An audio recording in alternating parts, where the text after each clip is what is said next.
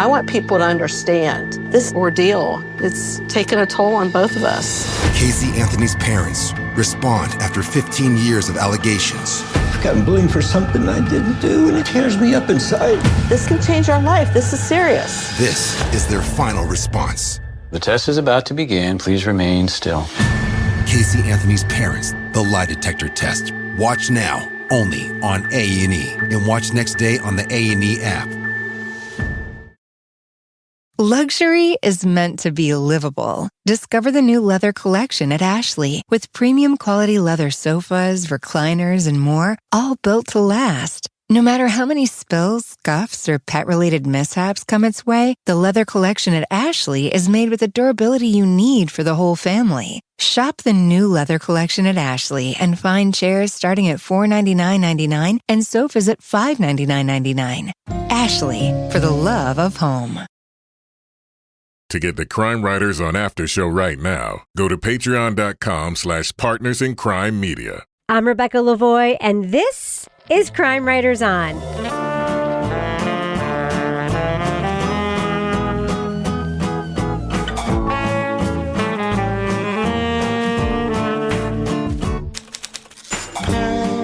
Crime Writers On is the original true crime review podcast that digs into true crime, pop culture, other podcasts. And on this episode, 2 people set to sea in a homemade submarine. Only one returned. We'll review the HBO documentary Undercurrent, The Disappearance of Kim Wall.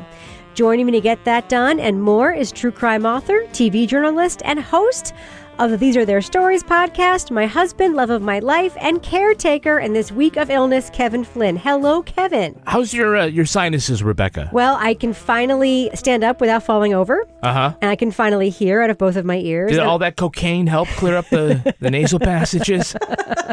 Well, there's been Flonase, antibiotics. Flonase. Oh, yeah. It's quote-unquote Flonase. What, that other spray, the one that makes you super high? What is it, Afrin? It's cocaine, but okay. The one you can only do like once because makes they you super tell you high. it's habit forming. And like 18 neti pots, and that's gotten me ready for this podcast. So I'm okay. All right, I'm glad you look like you're in fighting shape, so let's do it. Also with us is private investigator, certified pet detective, resident cat lady, and author of Dead on Deadline, Laura Bricker. Hello, Laura.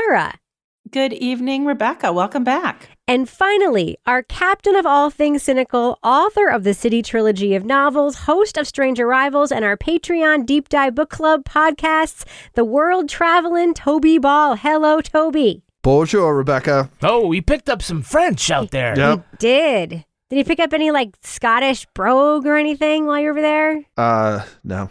Oh, Didn't try the haggis. Yeah. No, that's Australia. I tried blood sausage last week, Toby, in solidarity with you. Oh, man. You blood sausage? I Good did. It Lord. looked like a slice of beet, and I was like, "This is what Toby Ball's eating in." No, I had some bangers and mash, which was really good at a pub. Yeah. I also ate goat, which I don't recommend. Oh, I love goat. We had some oxtail that was delicious. Yeah. So we'll talk about this more in the after show. But one of my favorite things that Toby did on his trip was he posted photos of the Highlands as if he didn't know they existed before. He was like, "Look, these are the Highlands. They exist." But the thing about the Highlands is it's mostly owned by the Scottish government, and then I guess there's these families that also own these huge expanses. Yep. But it's not developed at all. I know. Like there's a few little towns and stuff, but you go miles and miles and miles, you don't see any signs of life, of people, and it's just vast, you know. If that was in America, there would be like resorts all over the place and ski runs and all kinds of shit. But there, it's just sort of gorgeous vastness. Yeah, it's super cool. Yeah. Well, we're glad you returned because now the 4 of us are all back for the first time in several weeks. The band is back together. Yeah. Yeah. I was forced to watch like Love is Blind and Bridgerton while you guys were gone in my downtime because I was the only one who didn't go anywhere exciting except, my house.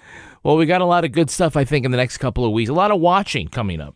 Well, Kevin, what is coming up on the next episode of Crime Writers On coming up on Thursday? On Thursday, we're all going to be talking about the HBO documentary Phoenix Rising. Yes. It's the one with Evan Rachel Wood talking about her experiences with domestic violence at the hands of Marilyn Manson. Yeah, that's a really interesting one, and I look forward to talking about that. All right, well, we have a big documentary to talk about this evening, so I say we should get to it. What do you think? Jump into it. All right, let's roll that first clip. We have seen a lot of stuff in court cases. We have seen dead bodies. But still, there was something about this case that just messed up my head. In 2017, Swedish freelance journalist Kim Wall boarded a homemade submarine to interview a Danish entrepreneur. When it failed to make port the following day, Navy officials found the vessel as it floundered and sank. The only one to get off the sub was its owner, Peter Madsen. So immediately when I heard that the submarine was missing, and I said, now it has finally happened. I didn't know at that time anything about Kim. We only knew that she was a journalist doing her job. Madsen's story about Kim Wall's fate kept changing, saying she accidentally died aboard and he buried her at sea. But the case took an ominous twist when her dismembered torso washed ashore. That was really a nightmare when that happened. That changed everything. And it all became negative, and it all became a monster, and Nautilus became a black, evil machine. The two-part HBO documentary Undercurrent, The Disappearance of Kim Wall, recounts the famous Nordic murder case, including its complicated investigation and motives around snuff-film sex fantasies. It also explores the life stories of the rising journalist and the eccentric inventor. Spoiler alert, we are going to be talking about plot points from Undercurrent. So if you want to remain spoiler-free, go to the estimated time code in our show notes to hear our thumbs up or thumbs down reviews. So, Toby, you sent a really interesting note about this because it's something I was thinking about, too, because this documentary does a really interesting effort in trying to balance the story of the victim with the story of the killer, which is something that a lot of true crime media grapples with, right? And gets criticism for. What do you think about this documentary and Aaron Lee Carr, the director's approach to that here? So I think this did it about as well as any show like this has done it. The approach is that Kim Wall, like her story is present throughout, right? It's not the kind of thing where they give you 15 minutes on her life and then you spend the rest of the time on the crime and focusing on Peter Madsen. Instead, throughout the show, you're hearing from her friends, you're getting slices of her life, which was very sort of adventurous as a freelance writer, going to these dangerous locations and going to like an atoll where they were doing nuclear tests and North Korea. And, you know, she's present and in a way that doesn't feel, it's not flip and like she lit up a room every time she walked in. I mean, you're talking to her friends, many of whom are also journalists, about her work and sort of the way she was daring and her sort of values. And Kim was really diving into it with so much confidence and tenacity. And the fact that something catastrophic would have happened to her on a reporting trip, it's impossible to imagine that something like that could happen to someone like her. You don't really get lost in the like what happened thing and lose sight of, you know, who the victim was. I feel like they got the balance, at least in my opinion. I think they got the balance just about perfect. So, Laura, we actually watched a fictionalized version of the story with the HBO series The Investigation, which very much focus on the search for Kim's remains, right? And what they did to actually find enough evidence to bring this case to trial. And this was a very different angle. What did you think when you were watching this, comparing it to what we saw in The Investigation? Which, by the way, one of the things that occurred to me was how well cast The Investigation was, especially like watching the cop, especially when he would give the press conferences. And I was like, oh my God, he looks just like the guy in The Investigation. Yeah. I definitely noticed the casting and I was like, oh, wait a minute. I know who that guy is, or like that girl or whatever.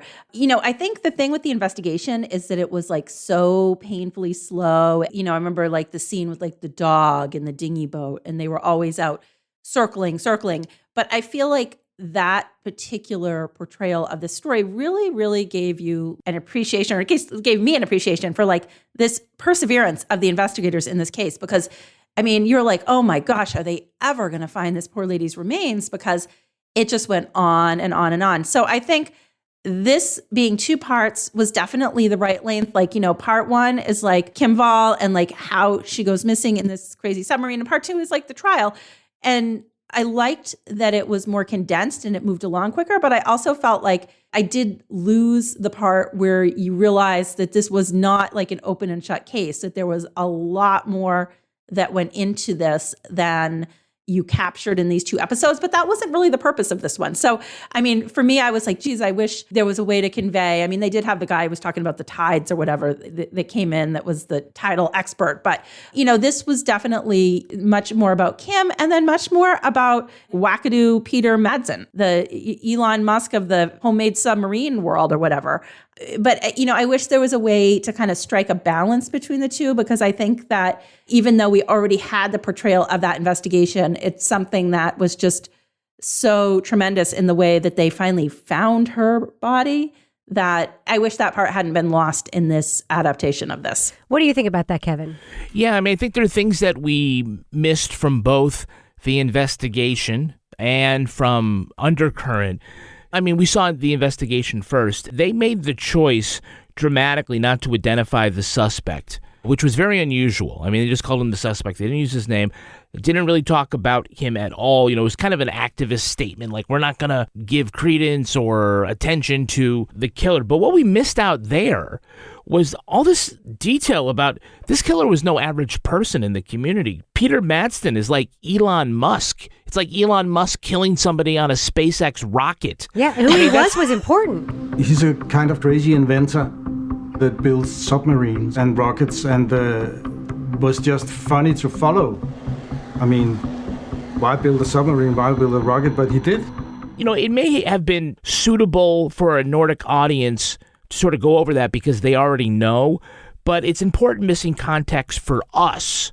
And, right, I mean, the dramatic series was not originally made for an American audience, right? This was in the middle of COVID and we're buying up all the different IP around the world that we can. But if you sent The People versus O.J. Simpson to South Korea and then cut out all the references to O.J. Simpson, you'd be missing an awful lot in that, right? And so that's what I feel like, having watched Undercurrent, what we missed from the investigation. And I think also, if I could continue on, what I think that we missed from Undercurrent, based on what we saw in the investigation, was the investigation gave us this great appreciation of the difficulties in the search and the prosecution. Undercurrent just says, well, the torso washed ashore. And then they later said, well, they found other body parts. But there was this enormous bay. The investigation was, several episodes of different ways of trying to find needles in a watery haystack. And that was really fascinating. And that just... Was it, though? They dramatized it and made it fascinating in the investigation. But in this documentary, they threw a coin in, they had to trace it, they did all this stuff. They dramatized it. Well, they didn't literally throw a coin in. I know that. But they dramatized it in the fictionalized version, and they added drama to it, which made it interesting.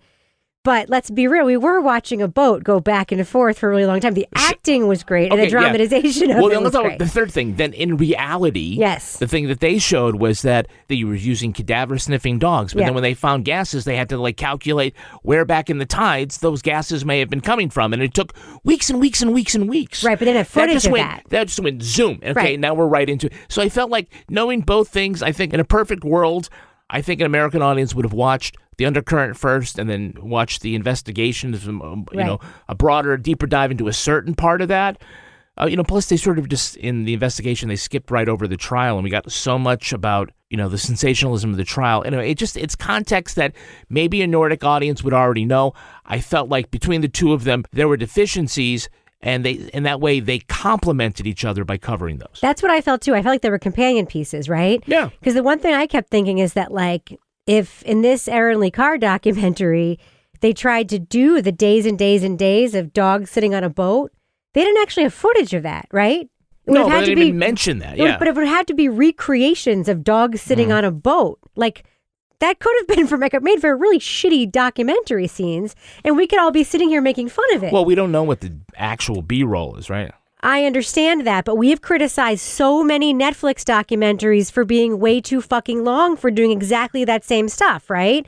Where we get it. There was a dog sitting on a boat for a really long time. Did that really need to be 3 episodes of us watching a dog sitting on a boat? Like, we've criticized documentaries for doing the same thing. So I don't want to, like, those are facts that we know. And granted, we've seen that, but I also know that when you don't actually have the film or don't have access to it, I just feel like just because we know what happened doesn't mean we should criticize it for not being there. What do you think, Toby?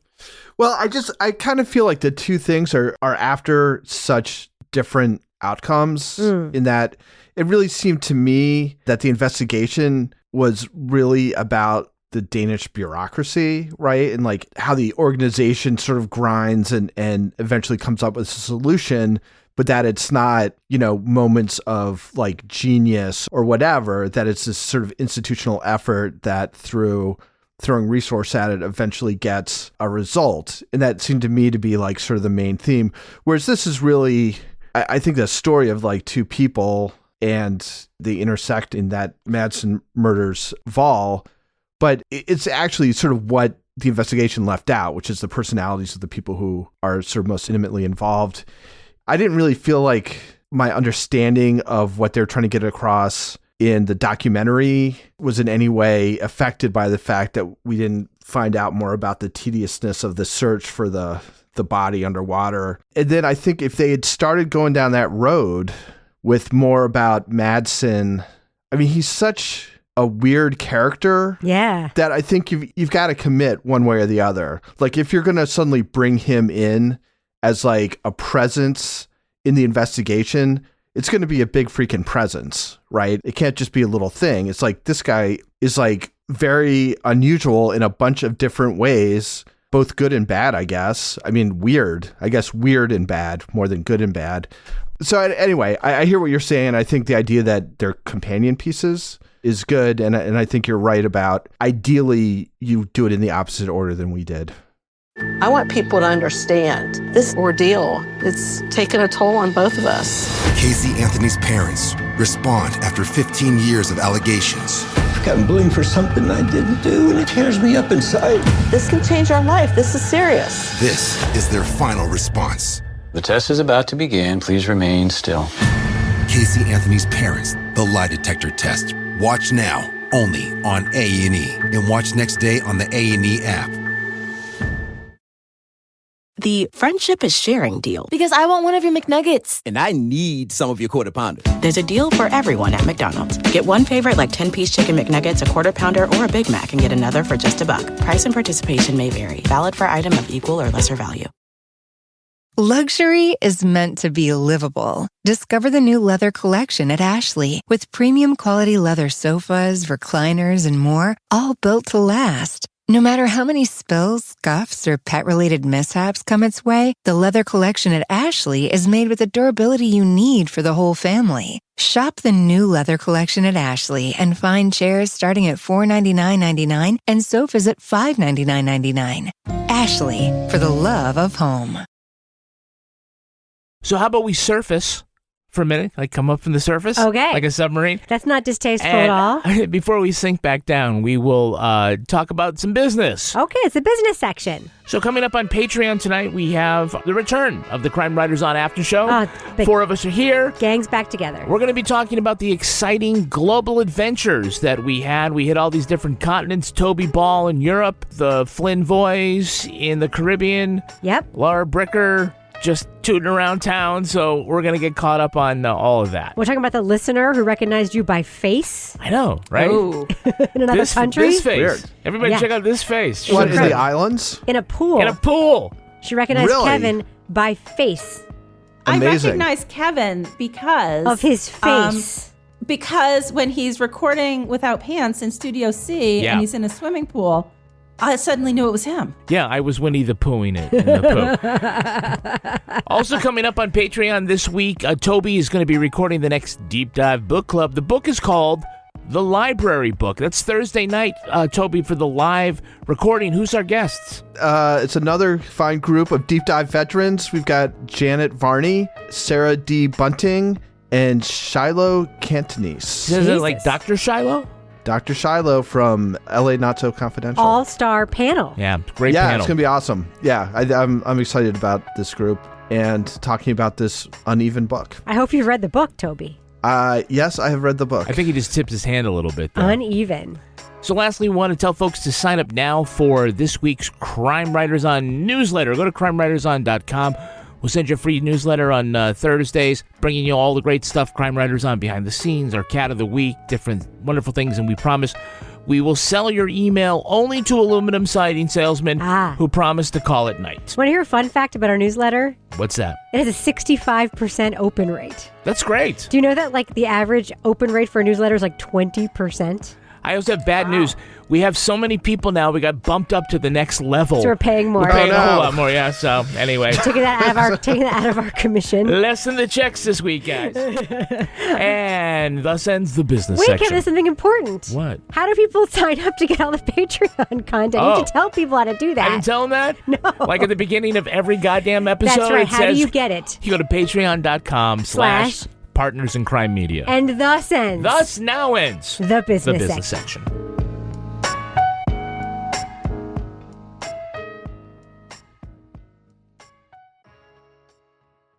So let's talk a little bit about Madsen, because people in the film do compare him to Elon Musk, saying that he was Elon Musk of Denmark. Now, we all know that Elon Musk is wild and does have this imagination and makes things because he wants to. Does he? Yes, but he also makes, by the way, Elon Musk does make a bunch of very boring things that we don't talk a lot about that actually do change the world. His solar company, for instance, is very boring and actually is very interesting. Batteries for houses and all that stuff. No one talks about that. Everyone just talks about the rockets and the Teslas and stuff. But this guy is literally just making shit. He's like this. A bigger submarine this time, yeah. I know.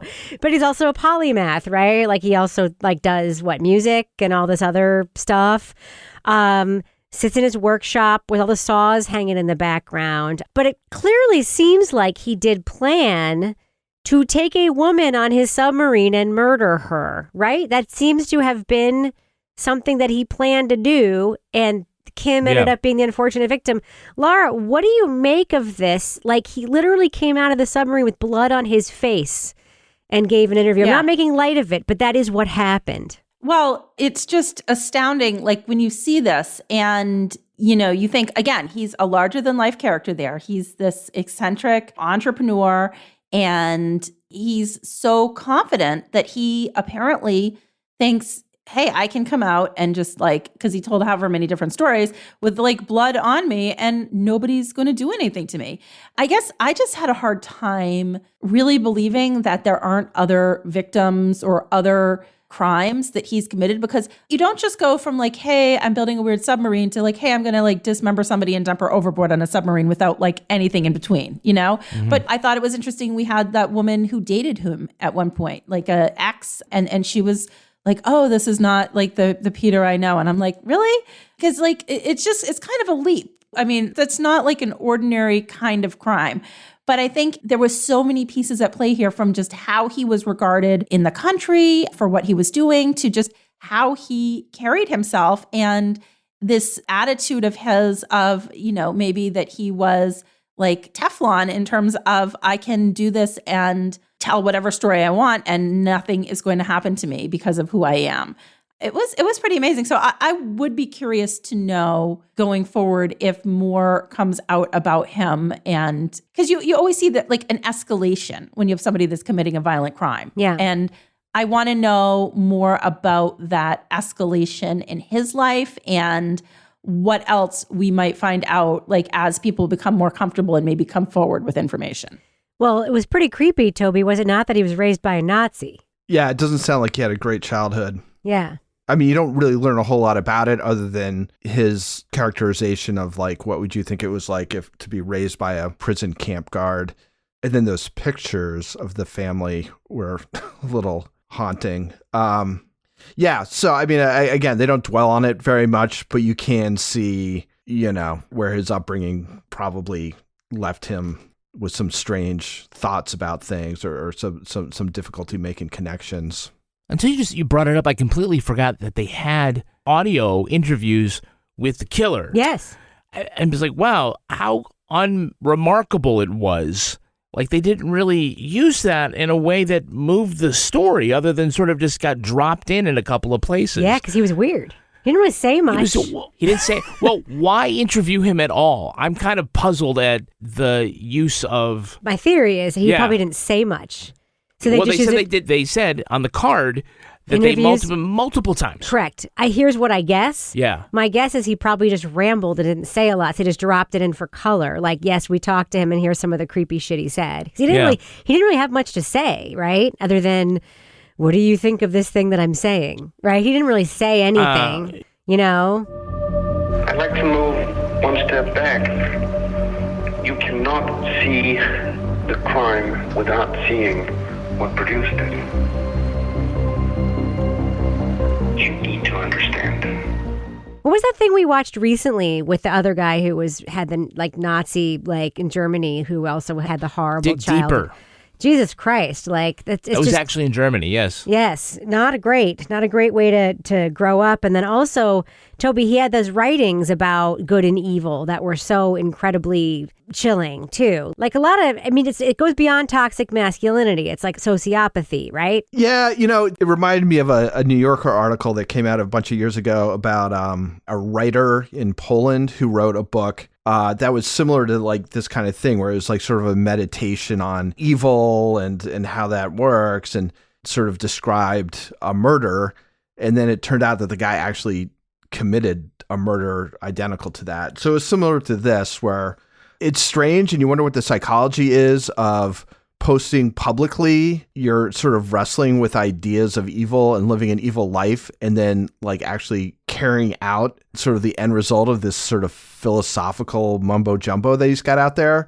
And whether that just indicates his sort of sense of invulnerability, or maybe he really did want to get caught or whatever, but it's not the kind of thing that you would think a genius would do if he was planning on committing a murder and didn't want to get caught. Right. Never trust someone who has a manifesto. That's what I've always... Yeah, it's just I want to live in the evil. It's probably don't want to get on a boat with you. Exactly. So, Kevin, what did you think about, there's a lot in here about Kim, her freelance journalism career, which, by the way, was not a slouchy freelance journalism career. No, she went to London School of Economics, she went to the Columbia School of Journalism. We know there's different stripes of, quote, freelance journalist stringers. She was not an amateur. She was obviously doing really interesting work, really important work. And there was a thread here about her having done things that were legitimately dangerous, legitimately adventurous, and then her being murdered in her own backyard being very strange, given that she had been in so many places that were so much more dangerous. What did you think about that storyline in the documentary? Yeah, it's a good point. Certainly Kim did have, some incredible placement in great outlets, New York Times, Vice. This seems like, I'm sure this was probably going to be a Vice story, because you can already say that. It was a Wired story. Oh, Wired, that's right. Yeah, why not Vice? Vice would love it because the headline would be like, "My night in a homemade submarine," or some crazy shit like that, right?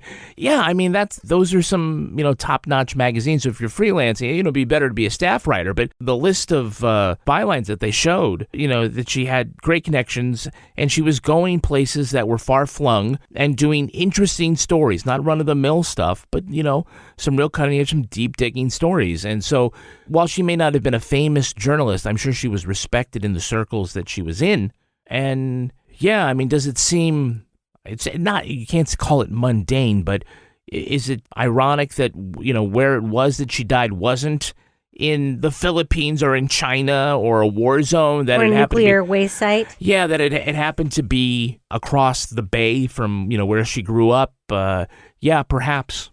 So, Laura, but she did everything right, because this is what really struck me, right? Because if you're going on an assignment alone with a stranger, even if because he's famous, right? So you're thinking you're going to be fine. You're still going to think you're checking in, right? And she actually texted her boyfriend, "I'm still alive." Haha, but that's a check-in, right? Well, I'm sorry, but her fear is that not that she's going to be murdered, but that they're going to die drowning in an accident, no, right? But it's also, Laura, it's still a check-in. It's still a check-in. Oh, you think it is? Okay. No, It's not a check-in like she thinks she's going to be murdered. The check-in like I'm still okay. Like that's a thing women do. It is. Okay. It is. My friend, when I had a friend that used to do a ton of online dating, and that's what she used to do when she was going, she'd tell me like where she was going. So I knew. And then she'd, there's a little check-in, like everything's okay type thing. When you're alone with a strange man, you check in. That's a thing you do. Yeah. The thing is, like, she wasn't a stranger to, like, the risks of being, like, a female journalist, but she had gone through the training, like, it was, like, hostile work training, and, like, she had traveled extensively, and she had kind of prepared herself to be in these situations. And I can relate to this because I'm thinking, gosh, when I was, like, a defense investigator, it's the same thing. Like, you would always sign out when you left with the address of where you were going, so everyone knew where you were. But again, you would take precautions. And, I hate to say it, like as a woman, and I'd be like, okay, I'm going to this place. You know what? Big Mike's going to go with me today on this interview because this isn't somewhere I should go alone. So you get the sense that she was being careful, that she was well-versed in doing her job, but also, like Kevin said, that she had more of a chance of sinking in this ridiculous contraption than being murdered and dismembered. But I think they did a good job covering, that it is risky if you're a female freelance journalist and you're putting yourself in these situations. And this is obviously, way off the norm of what might happen, but it's also like, holy shit. Yeah. Like this is nothing you would ever imagine would happen to somebody when they went out in a homemade submarine with this guy. It's just so fucking crazy too, because not only did she check in, but there were people on the wharf like waving goodbye. This was not a secret that she was going out with. It's like, that's what's so crazy about this murder. So I want to talk about one final character in this that I think we all pointed to as someone that we loved. That is the Royal Denmark Navy Lieutenant Commander. I think it's Dita Diraborg is the pronunciation. Can we just talk about her? Because the scene where she reveals how she knew the smell of blood is maybe one of the greatest things I've ever seen in a documentary. Kevin, can you talk about that reveal? Yeah, but even before that, I mean, you have to acknowledge that here we have a character who's intersex. I had to do a little digging deeper. She was born intersex. She was raised by her parents with the help of doctors as a boy, and she later decided that she felt more at home as a girl, and so she was in the Navy, in uniform with earrings and like just completely natural, and it was totally cool. Well, it's Scandinavia, right? It's cool. And That's the difference between Europe and America, my friend. Like all of a sudden we're like, oh wow, check that out. That's like that's the way it should be. It's like not a big deal at all. Yeah, that's the way it should be. And she's the expert in submarines. And that's just the backdrop, because when she starts talking about her experience on the sub and she says, I recognize the smell of blood, and all of a sudden she pulls out her mangled hand. Right? She lost 2 fingers in some sort of drinking accident, she's told Aaron Lee Carr. It was like, whoa. Many people, they say, how do you know about how blood smells? I said, because I know about it. When it leaves the body at high pressure and it dries out and gets wet, then you have this particular smell. This was from an accident once, so... This is a scene out of a Scandi noir, like television. I was like, this is the character. She's so cool. It's this amazing. Is the character that would be in any Scandi noir television show. It would be like, this character is like your favorite character in every Scandi noir. It's really surprising that she wasn't represented in the investigation. It really is. Because she was a significant investigator, and also, what a cool character. Well, I pulled up, I just have to say, like the actual quote about the blood was also just like a bit like, how do you know what blood smells like? And she says, because I know about it. When it leaves the body at a high pressure and it's wet, it has a particular smell. And I'm like, high pressure blood smells different than low pressure blood? Like, and then she went whoa. with her hand. Yeah, but I was like, wow, that was a very descriptive, not just like because my hand got chopped off, but my hand got chopped off and it was high pressure blood. Yes. It came out fast. When she was talking about how they had to push her through the hatch. Because I'm kind of round. And then we had the photo, and she's like squinching her way back and forth through the hatch, like corkscrew style. I'm a little round. If I'm stuck trying to go into something, I'm afraid I'm never coming out. Yeah, you sent in somebody else on that one. Yeah. I don't know. She was awesome. Put in the robotic camera. I'll tell you from up here. There was one other thing that was so awesome about her is that she actually knew Peter Madsen. Yeah. prior to this. And so she had followed him and she knew a shit ton about submarines. Yeah. And so when this happened, the quote she said was, "Oh, it finally happened." Yeah. Like, because she had been expecting his stupid submarine to sink all along because she knew so much about submarines. So I was like, I just appreciated the knowledge there as well. Like, nobody knows more about submarines than this woman. I appreciate anybody who knows that much about anything, like man or woman, like anybody who can have that specific knowledge, but about something like a submarine in particular, which is like, I don't care if you're some genius. What kind of hubris does it take to build a fucking submarine? And why would you want to have one of those? Yeah, I can't imagine Denmark has a really expansive navy. The idea that they have a submarine expert, they don't just like, we have problems with submarines, we're going to have to call England or something But like also, that like, to get an expert. Can I just ask a question? Like, we all want to fly, right? Yeah. Like, everyone wants to have a thing. Who wants a fucking submarine? Who wants to go, like, deep under the water, have your ears pop? Like, there's not even any windows. It's not like you can go see some fish. Don't you like to go like snorkeling and stuff? Yes, That had, but there's it had no windows. Did it? Yes, it had all those little windows. I don't know. I mean, but in Denmark, I are would there any 100% love to be in a submarine. Are there I'm any tropical claustrophobic. fish you can see in Denmark? Are there any like colorful like angelfish and like That's not the point. All right, I don't well, fucking know. The guy was just like, yeah, you could go underwater, and then suddenly everything is absolutely silent. And You black. know, I think it's just kind of cool. I think we know what season 6 of Strange Arrivals is going to be. That's right. The submarine season. Ping. I never did anything to harm my daughter or my granddaughter. The test is about to begin. Please remain still. Casey Anthony's Parents, the lie detector test. Watch now, only on A&E. And watch next day on the A&E app.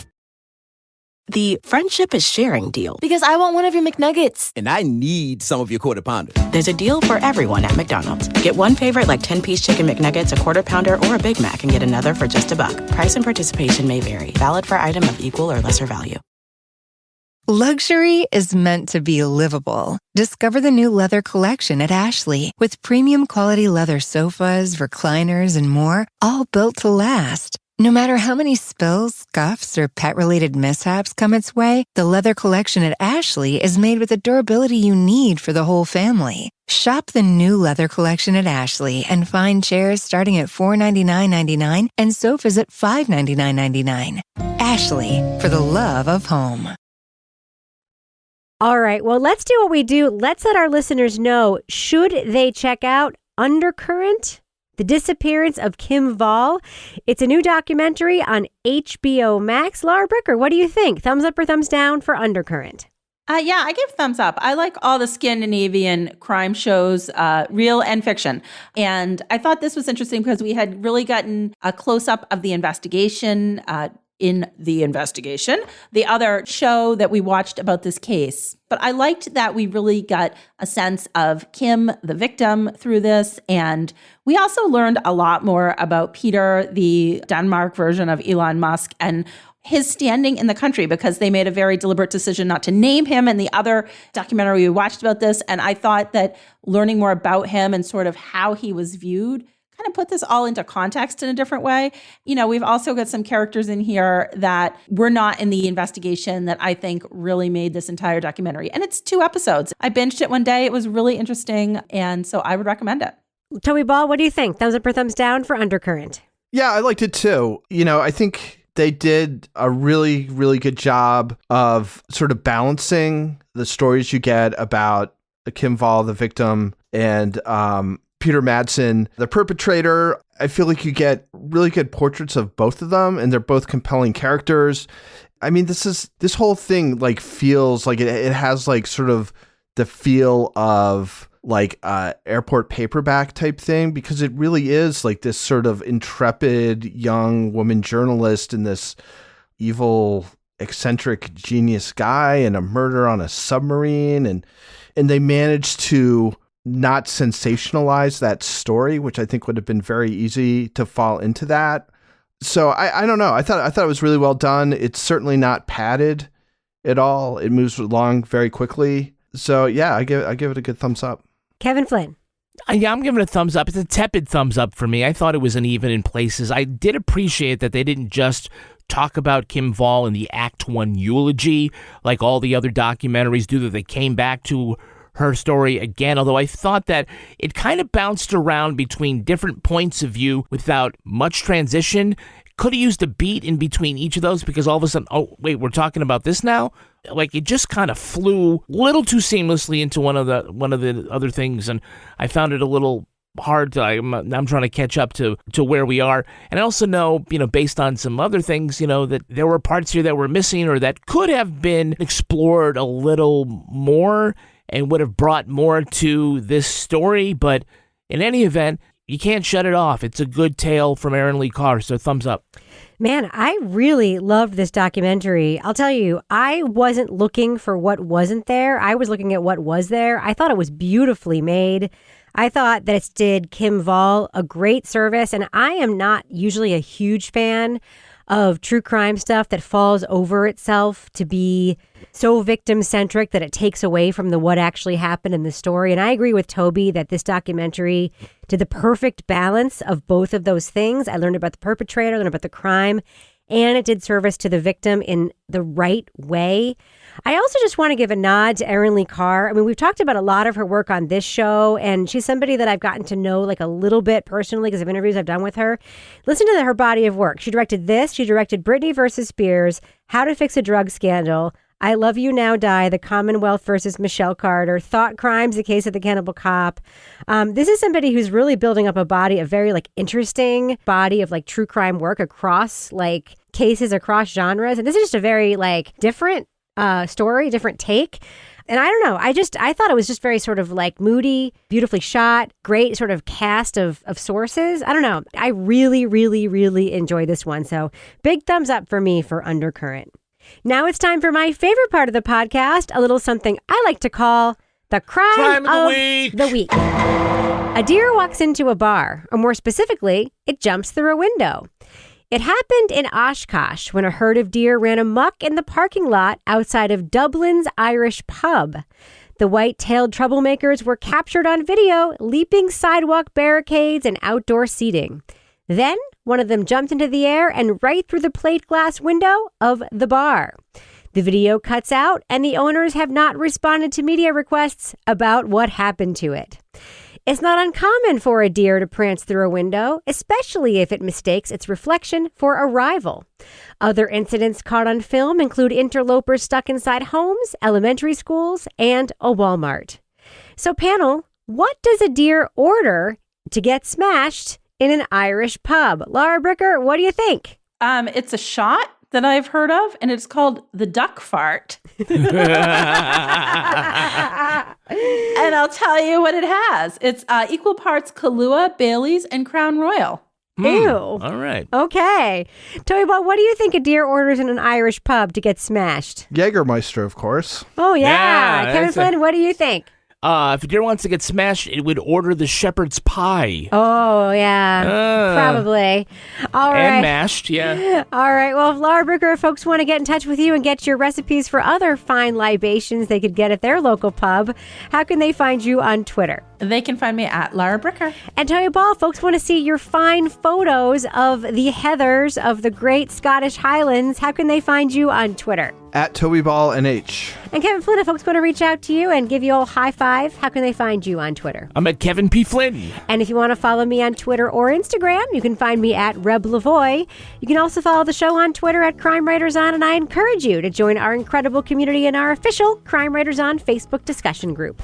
Support the show at patreon.com/partnersincrimemedia. You'll get all our extra stuff, including the Crime Writers On After Show, Married with Podcast, Laura Bricker's Leave It to Bricker podcast, and Toby Ball's Deep Dive Book Club podcasts. Our theme song was composed and performed by Ty Gibbons. Our line editor is the very astute Olivia Burdett. The executive producer of this program is Kevin Flynn. This show was recorded in the Yoga Loft above the Bodega in Bay St. Louis, Mississippi studio, otherwise known as Studio C, the closet in our New Hampshire basement that feels a little bit like being in a submarine. Surface! On behalf of all the crime writers, thanks so much for listening. We will catch you later. All right, let me stretch out my fingers. Let me let Kevin fart. Oh, God. Dropping my Is it pen. duck fart or a regular fart? Sounds like a good drink.